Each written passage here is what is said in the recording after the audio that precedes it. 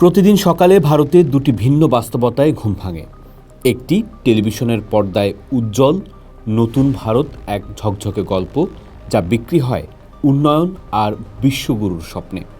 অন্য বাস্তবতাটি জন্মায় গলির আধারে, অপমান, পরিকল্পিত সহিংসতা আর চাপা কান্নার মধ্যে, যা খবরের শিরোনাম হয় না। এই দুই বাস্তবতার মাঝখানে জন্ম নিয়েছে এক ভয়ঙ্কর সত্য, এক জাতীয় ব্যাধি। আর এই ব্যাধির নির্ভুল ডায়াগনোসিস করেছেন লেখক ও গবেষক ইসমাইল সালাহুদ্দিন। আল জাজিরায় প্রকাশিত তার সাড়া জাগানো প্রবন্ধে তিনি এই ভয়ানক রূপান্তরকে বলেছেন মুসলিম না মুজরিম, একটি প্রশ্ন যা আজ ভারতের আত্মাকে নাড়িয়ে দিয়েছে। এটি এমন এক ভারত যেখানে ঘৃণা এখন আর কোনো রাজনৈতিক কৌশল নয়, এটি দেশের সবচেয়ে জনপ্রিয় প্রাইম টাইম শো। প্রতিদিন সন্ধ্যায় কোটি কোটি দর্শক টিভির সামনে বসে।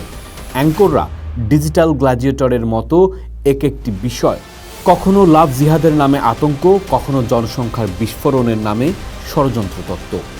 স্টুডিওর উজ্জ্বল আলোয় মুসলিম সম্প্রদায়কে কাঠগড়ায় তোলা হয়, আর দর্শকরা পপকর্ন হাতে উপভোগ করেন এক ভার্চুয়াল বিচার প্রক্রিয়া যেখানে রায় আগে থেকেই লেখা।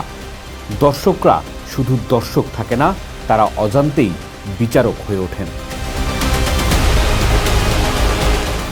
এই ডিজিটাল বিনোদনের আগুন শুধু পর্দায় সীমাবদ্ধ থাকে না, এর মূল্য চোকাতে হয় রক্ত দিয়ে।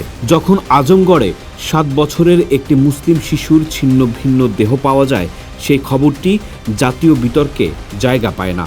কিন্তু যখন একজন মুসলিম যুবককে পিটিয়ে মারার বীভৎস ভিডিও হোয়াটসঅ্যাপে মিম হয়ে ঘোরে, তখন বোঝা যায় নিষ্ঠুরতা কিভাবে রসিকতায় পরিণত হয়েছে। সালাহুদ্দিন যেমনটা বলেছেন, সমাজ যখন তার সবচেয়ে দুর্বলদের কষ্ট দেখে হাসে, তখন তার নৈতিক মৃত্যু ঘটে। সমাজবিজ্ঞানী স্ট্যানলি কোহেন একে বলেছিলেন স্টেট অফ ডিনায়াল, যেখানে নৃশংসতা এতটাই দৈনন্দিন যে তার কাউকে নাড়া দেয় না। এই বিনোদন এক পরিকল্পিত থিয়েটার। কানপুরে আই লাভ মুহাম্মদ প্লেকার্ড তোলার অপরাধে 1300 মুসলমানের বিরুদ্ধে এফআইআর করা হয়। ভালোবাসার একটি সহজ প্রকাশই হয়ে ওঠে রাষ্ট্রদ্রোহিতা। ইন্দোরে মুসলিম ব্যবসায়ীদের বুলডোজার দিয়ে উচ্ছেদকে অর্থনৈতিক লিঞ্চিং বলা হচ্ছে, কিন্তু জাতীয় মিডিয়ায় তা হয়ে যায় অবৈধ দখলদার উচ্ছেদ অভিযান। এই পরিকল্পিত ধ্বংসযজ্ঞের ছবি সোশ্যাল মিডিয়ায় ভাইরাল হয়, যা সংখ্যাগরিষ্ঠের জন্য হয়ে ওঠে বিজয়ের বিনোদন, এক বিকৃত উল্লাস। আর এই ভয়ঙ্কর অর্কেস্ট্রার কন্ডাক্টররা বসে আছেন ক্ষমতার সর্বোচ্চ আসনে। উত্তরপ্রদেশের মুখ্যমন্ত্রী যোগী আদিত্যনাথকে সালাহুদ্দিন বলেছেন প্রদর্শনী সংস্কৃতির জীবন্ত প্রতীক। তার মুখ থেকে যখন মুসলিমদের জন্য অনুপ্রবেশকারী বা সন্ত্রাসের সমর্থকের মতো শব্দ বের হয়, তখন তা আর নিছক ভাষণ থাকে না, হয়ে ওঠে সহিংসতার গ্রিন সিগন্যাল। তৈরি হয় এক অদ্ভুত বিভাজন, ভালো মুসলিম যারা সব মেনে নিয়ে অদৃশ্য হয়ে থাকে, আর খারাপ মুসলিম বা মুজরিম যারা নিজেদের ন্যূনতম অধিকার বা পরিচয়ের কথা বলে। তাহলে প্রশ্নটা কি দাঁড়ায়, মুসলিম না মুজরিম? ইসমাইল সালাহুদ্দিন তার লেখায় এই প্রশ্নটি শুধু মুসলিমদের জন্য করেননি, করেছেন গোটা ভারতের সংখ্যাগরিষ্ঠদের জন্য। তিনি সতর্ক করেছেন, যে সমাজ নিজের সংখ্যালঘুদের কষ্টকে বিনোদনে পরিণত করে, সে নিজের কবর নিজেই খোঁড়ে। নাৎসি জার্মানির সাধারণ মানুষের নীরবতা থেকে শুরু করে রুয়ান্ডার প্রতিবেশীর উদাসীনতা, ইতিহাস বারবার এই সাক্ষ্যই দেয়। আজ ভারতে ঘৃণার এই শো তার ক্লাইম্যাক্সে পৌঁছেছে।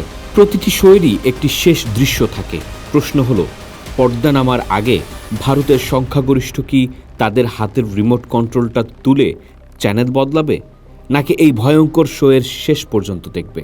কারণ যখন একটি প্রজাতন্ত্রের শেষ শব্দ হয়ে ওঠে ঘৃণার হাসি, তখন বুঝতে হবে গল্পটা অনেক আগেই শেষ হয়ে গেছে।